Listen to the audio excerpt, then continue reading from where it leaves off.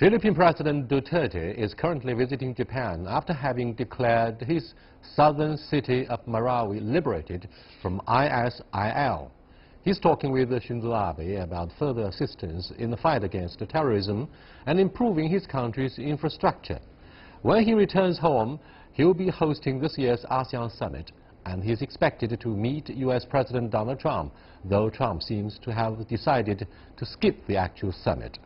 To discuss these issues and more, I'm happy to be joined in Beijing studio by Rong Ying, Vice President of the China Institute of International Studies, and Professor James Ray from California State University, Sacramento. We shall also speak via satellite to Professor Lim Tai Wei, Adjunct Research Fellow at the National University of Singapore, and Takasato Watanabe, Professor Emeritus from Duterte University, on telephone. That's our topic. This is Dialogue. I'm Yang Ray. Before we start, let's take a look at this. Visiting President Rodrigo Duterte reaffirmed close ties between Japan and its commitments in infrastructure projects underway in the Philippines.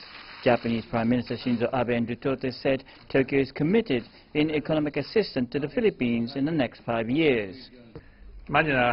We will promote the construction of the Metro Manila subway and other projects to improve the north-south commuter rail. We will also work on city development projects, including the improvement of roads and infrastructure related to disaster reduction. Japan's $8.8 billion five-year assistance includes development of railway linking Clark and Manila. The two leaders discussed extensively on the regional security issues, South China Sea, maritime security, and tensions in the Korean Peninsula. Abe and Duterte confirmed its joint commitment for maritime security in the region, while Abe asked for continued support in resolving the DPRK threats.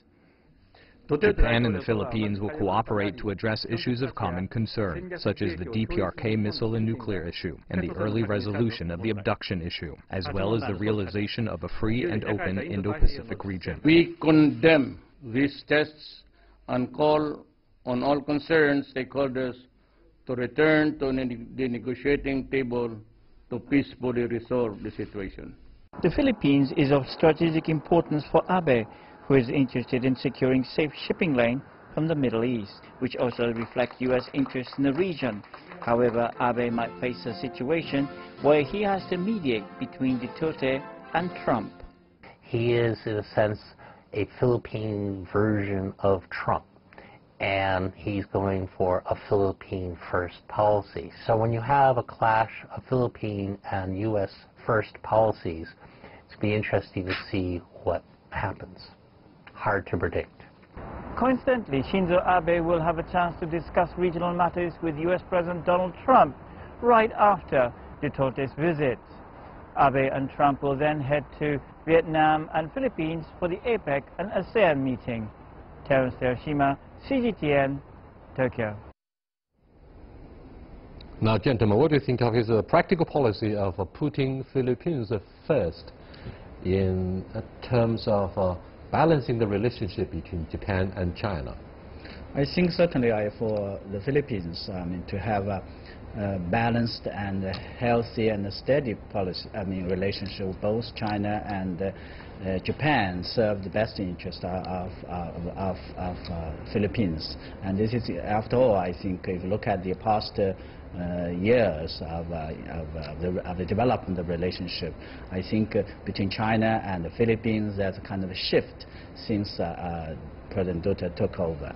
While between the Philippines and Japan, the relationship has also been I will not say as a consequence, but also have seen some upward development, particularly in the field of economic and trade, and also Japan committed a large amount of assistance for Philippines, which is, I think, very much important for its economic development. China and Japan are the first and second biggest trading partner with the Philippines. This time around, President Duterte is in Tokyo asking for more economic assistance for the construction of the infrastructure, but at the same time, China oversees the operations of AIIB, whose job is to make investment in infrastructure in developing countries. What do you think of the competition, quiet competition between Japan and China vying for influence over the Philippines since the flare-up of the maritime hostilities in the South China Sea? Well, it's interesting to consider that the Asian Development Bank that Japan ostensibly leads is based in Manila, and Japan has long been in the American security orbit. And so I think China's insertion into this dynamic is really dramatic, and I think the Philippines has kind of finally come to the conclusion that Mr. Rong said, that it's in their interest to have good relations with both China and Japan. I am a little concerned because I think ultimately China has more resources to invest. The Asian Infrastructure Investment Bank is going to far surpass the ADB in scale and size, and so any investment projects, infrastructure projects, need to be coordinated. So if Japan and China are not on the same page, it could be problematic, and really the AIIB is likely to be the more important actor. There's no question about acquired geopolitical rivalry and economic competition between the second and the third biggest economies in Northeast Asia, that is China and Japan. Let me go to Professor Watanabe for his comments on the agenda of Prime Minister Shinzo Abe, who will be the longest serving Japanese Prime Minister in our living memory. Hello, Professor Watanabe. Hello. What do you make of the agenda of your Prime Minister in the foreseeable future? Particularly, we focus on the Philippines. Japanese media are reporting that the relations and also conversations between Mr. Abe and Mr. Duterte were very nice and will be very good. However, some report is hidden behind that. Mr. Duterte said that, you see, he should be, or Japan should be, careful of the Chinese movement in the South China Sea. Saying like that, he tried to get more assistance from Japan, including the underground railroad in the Manila city, and also get something more for some coastal guard boats. And so, in a sense, he is politically very well trained. However, I'm not sure that he is good for Japan or also for China. But he is strongly supported in the Philippines, so we must admit it. What do you think of the Japanese efforts to support President Duterte's fight against terrorism? About it, Japan wants to have the Philippines very secured, very safe, and no problem to proceed the matters of the economic relations and also trading partners. So Duterte is good for Japan, but especially for Mr. Abe's administration. But he is a little dangerous sometimes because he changes his, policies by his own personal wish or personal taste. So we must be very careful in that point. Without that, we can control the Duterte to the directions for the peaceful order in Asian areas. Now, look at the domestic politics of Japan, Professor Watanabe.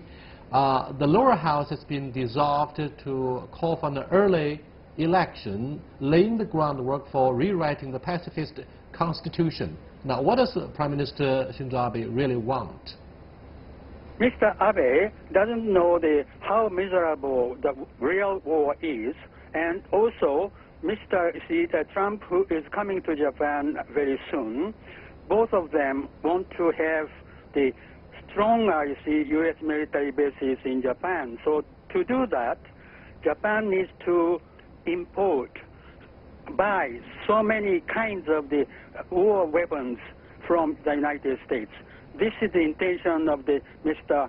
Trump, and also Mr. Abe using the menace of the North Korea too much as the two big things. He wants to get the support of the people. So this is not the thing that the people of Japan want to have. Thank you so much, Professor Watanabe, for being with us. Thanks a lot. Do you think the rising approval rating of Prime Minister Shinzo Abe will help him rewrite the constitution, and what does that mean for perhaps a joint patrol of the South China Sea between the Japanese and American navies? After all, these two militaries have the mutual treaty alliance.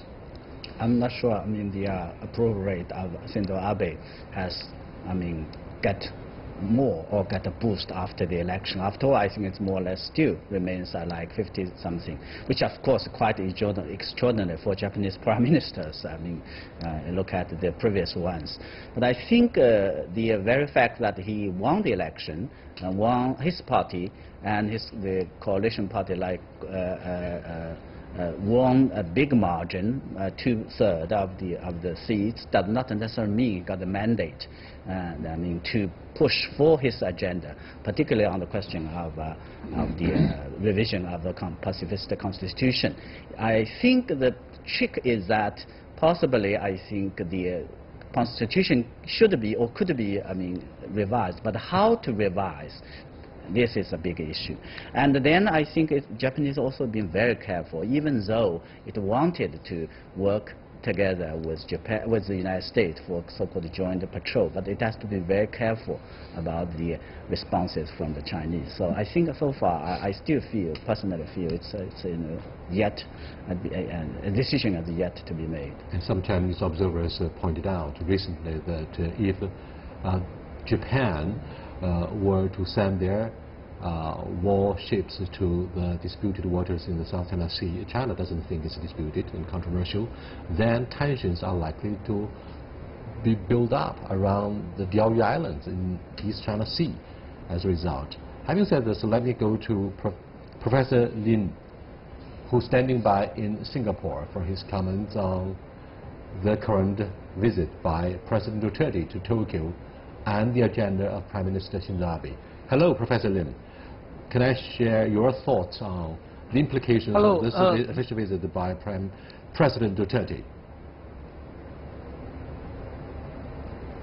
Yes, I think we have to look at the context behind this visit. The Philippines has been enjoying high rates of economic growth for the past few years.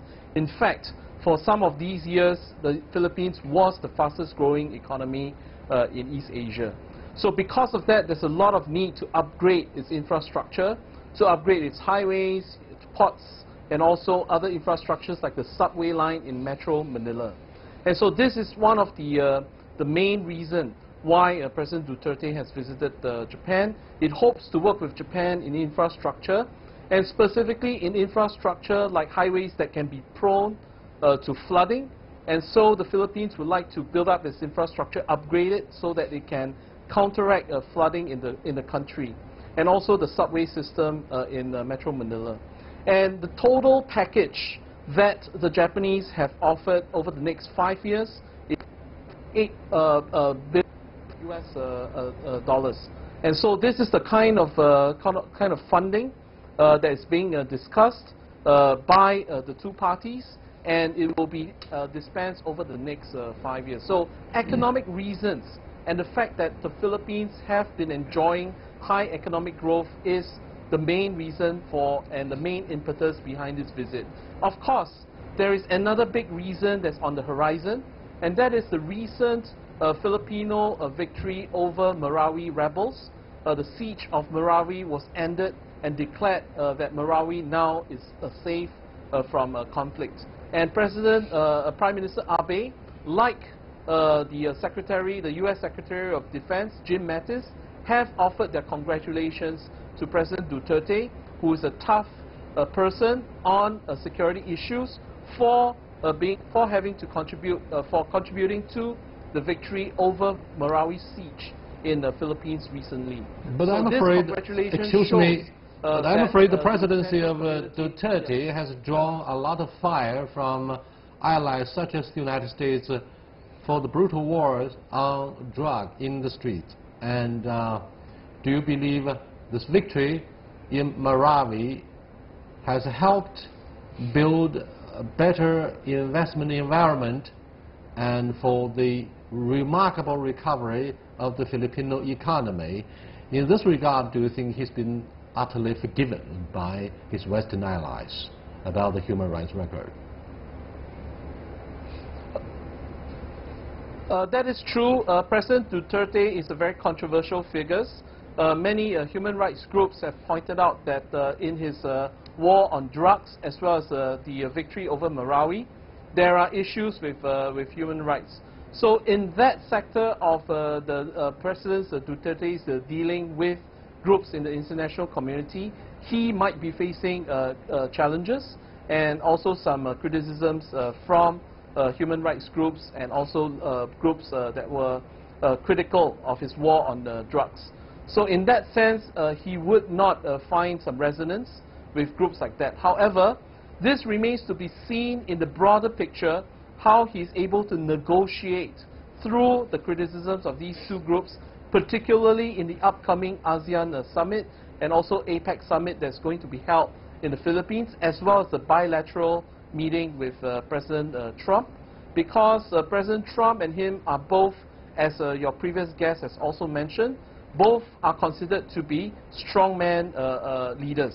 And so this particular visit that's coming up in November will show whether there is complementarity between these two strongmen, how they are able to react to each other. Now, should President Duterte is able to get the support and also complementarity with President Trump, I think this recent victory over Marawi and also the progress of the war against drugs and narcotics dealing in the Philippines will show its results, especially for President Duterte's administration. Yes, we're going to wait to see what's going to happen when the two presidents reach out to shake hands, because something very special happened when Shinzo Abe was shaking hands with Donald Trump, the U.S. president.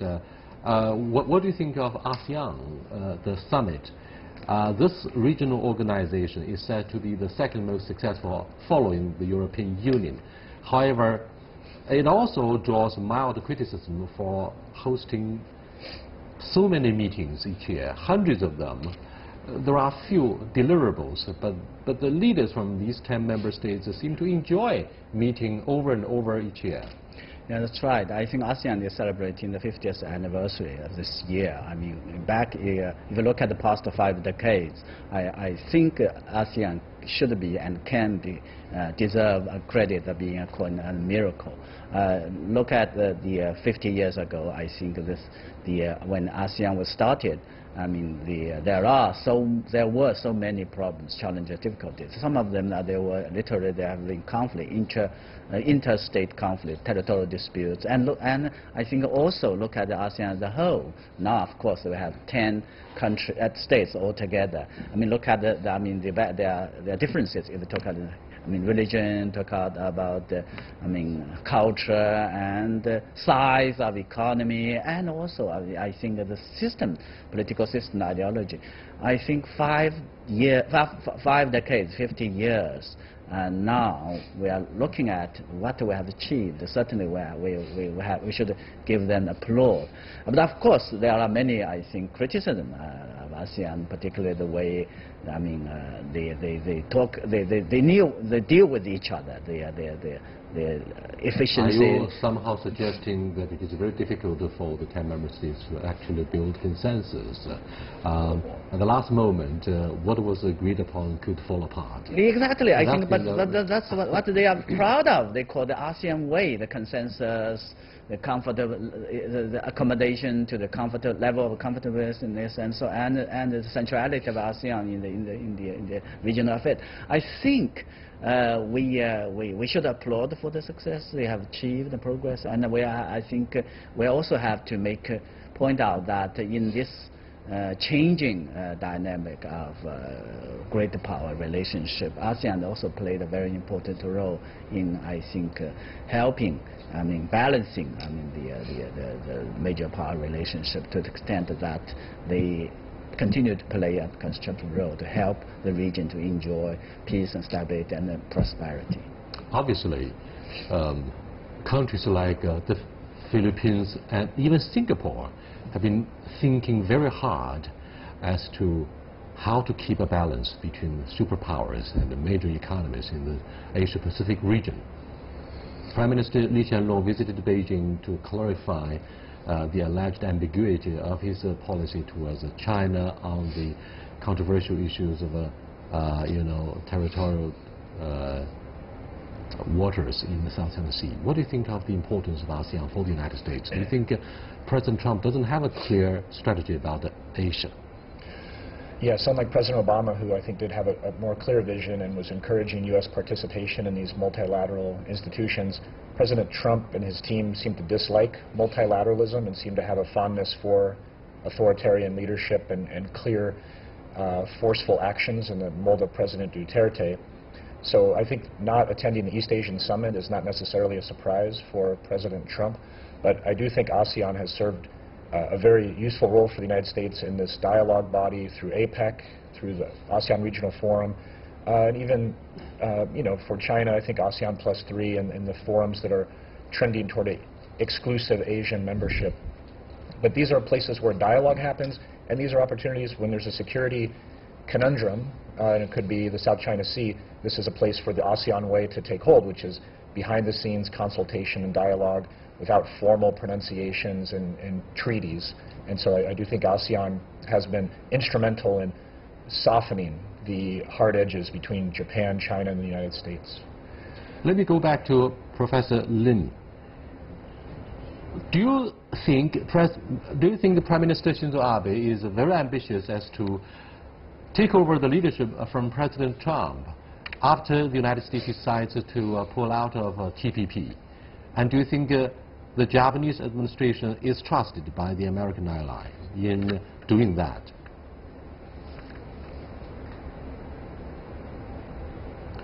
In his early stages of Prime Minister Abe's administration, he put a lot of premium and efforts in the TPP because it was seen as a golden standard for free trade agreements.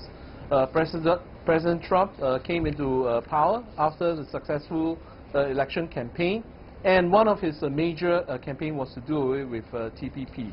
So TPP is officially, in the eyes of its former stakeholders, do not apply as much. So what is Japan looking at? There are some countries that are looking at some form of TPP-like arrangements.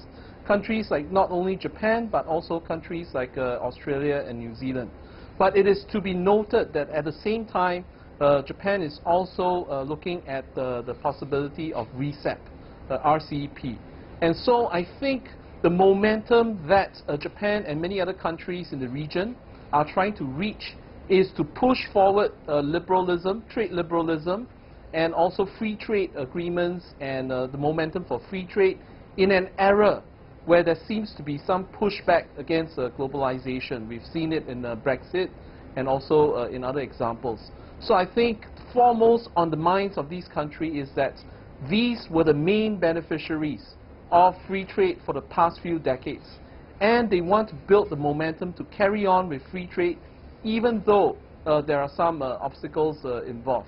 So we can see some form of negotiations or at least some form of momentum going forward as these countries try to look for ways and arrangement that's practical, that's able to push free trade forward in an era where there seems to be pushback against globalization. When the ruling of international arbitration has been firmly rejected by Beijing, it seems maritime disputes in the South China Sea have been pretty quiet, downplayed.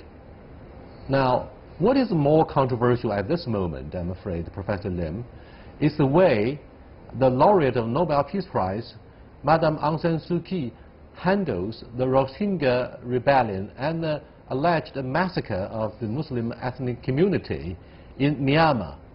Now, as a young, or perhaps the youngest member state of the ASEAN regional bloc, do you think participants this time around in November will take issue with the controversial handling by Madame Aung San Suu Kyi, who is the actual leader of not only the National League of Democracy, but also country of Myanmar?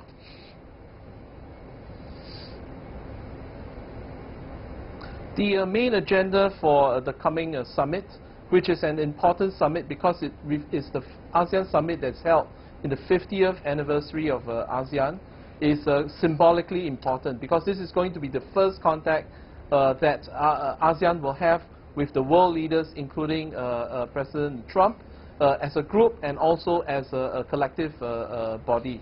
And so this is going to be important. And so far, from what we have seen, the top agenda appears to be, especially in the area of security issue, is going to be the North Korean issue. We have not seen indications that perhaps Myanmar would be discussed. However, as your other guest mentioned, ASEAN is on ASEAN consensus, also known as the ASEAN way. And so I'm sure behind the Professor scenes Lim, there excuse are me, consultations between ASEAN members.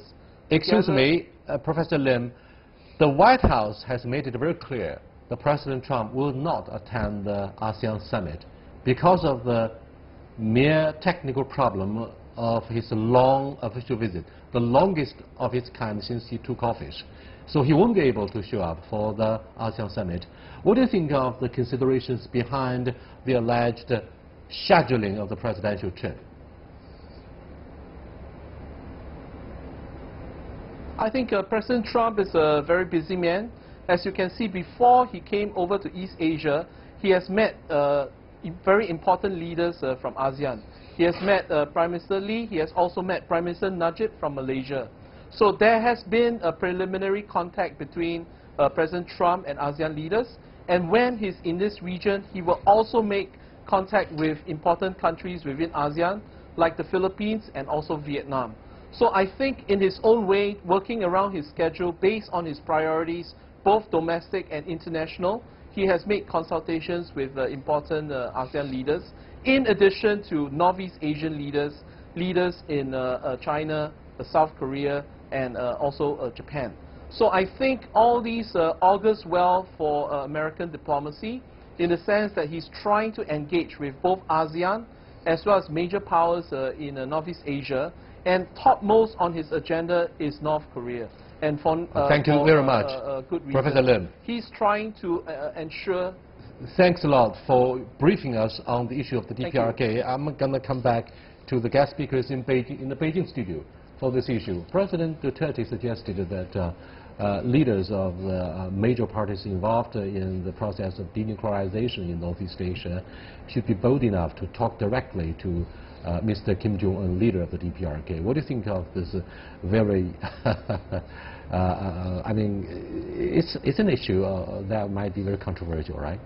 Yeah, of course. I hope President Trump, when he meets with President Duterte, he would heed his advice by, taking some initiative or even send a Twitter that he accepted the advice that he wanted to have a direct talk with Kim Jong-un, which I think is being, so far for me, the only way to manage and find a way out of the current tension, and because they are building up. The three aircraft carrier groups, and all the tension are there. So if he could send out some positive messages, that would be good news for that, for the region. Very quickly, James, so what do you think will be the major issues for President Trump during his stay in Beijing, starting from November the 8th?